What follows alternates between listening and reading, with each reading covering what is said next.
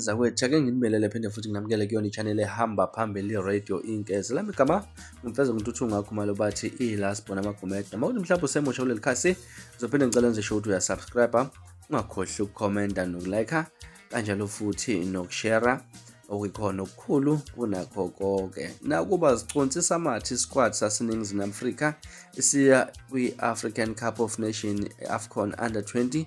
Kodwa kungase kuqala umqhudelwano elihlukile ngoba iqembu elifana Orlando Pirates alibukeki lizodedela umdlalo omqoka njengombekezeli TLB Mbokazi. Umqeqeshi walesi squad uRaymond Mdaka ngase agcine kunabalandeli abahlukile kulo mqhudelwano oqala ngo-April 27 uze uphele ngoMeyi 18 kwelase-Egypt-ke. Amajita okuyisitekiso salamaqembu aqhatha uGroup B onzima kwazise-ke bophe Nigeria, Morocco noSokhaya Egypt.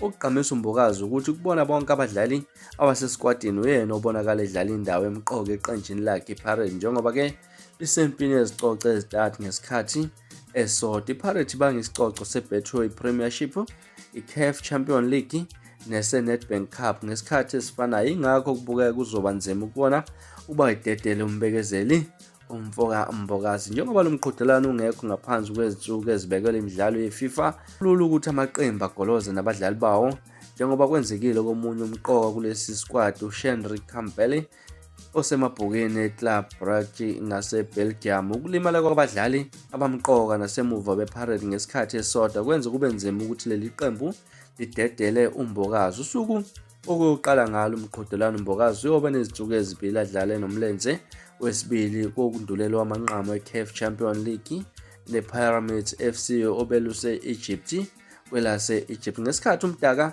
ekhuluma nethimba le-South African Football Association okuyiSAFA ngemuva kokumezela isquad esithintile indaba yeCampbell yize angazange naba kakhulu ngayona. Bebefuna ukuhamba noShendry uCampbell kodwa iqembu lakhe laba amanqeku kumdedela ngoba libona ukuba khona kungase kumphazamise enkathi semnyanga isquad esikhulu ukuchaza uMdaka. Uyathembisa bonke abadlali ababiziwe, uyathemba ngeke kube nezinkinga kangako ngesquad sabo, kodwa bakhona abadlali abacuphe ngabo uma kwenzeka lokhu, kuchaza uMdaka. Omunye umdlalo obhekwe kakhulu okubhekwe ukuthi uzoba khona kulesi squad noma cha uMfundo Vilakazi, nayo ngomunye wabamqoka uqembu iKaizer Chiefs kule season.